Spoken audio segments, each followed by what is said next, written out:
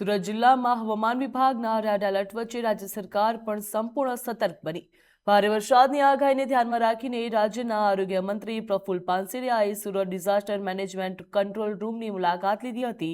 તો આ દરમિયાન તેમણે જિલ્લા કલેક્ટર અને અધિકારીઓ સાથે વરસાદની સ્થિતિ તેમજ રાહત બચાવ કામગીરી તેમજ તંત્રની તૈયારીઓ અંગે વિગતવાર માહિતી મેળવી હતી. રેડ એલર્ટ વચ્ચે કોઈ પ્રકારની પરિસ્થિતિનો તાત્કાલિક સામનો કરી શકાય તેના માટે તંત્ર સતત મોનિટરિંગ કરી રહ્યું છે.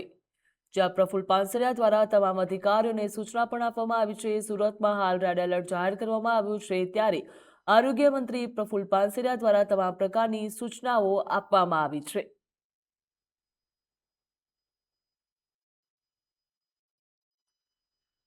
તો હાલ સુરતમાં ધોધમાર વરસાદ વરસી રહ્યો છે. આરોગ્ય મંત્રી પ્રફુલ્લ પાનસેરિયા પણ ત્યાં ખાતે પહોંચ્યા હતા. તેમના દ્વારા તમામ અધિકારીઓને સૂચનાઓ આપવામાં આવી કે કોઈ પણ પરિસ્થિતિને પહોંચી વળવા માટે તમામ તૈયારીઓ પૂર્ણ હોવી જોઈએ. તેમજ તેમના દ્વારા અપીલ કરવામાં આવી છે કે જરૂર વગર કામકાજ વગર ઘરની બહાર ન નીકળે.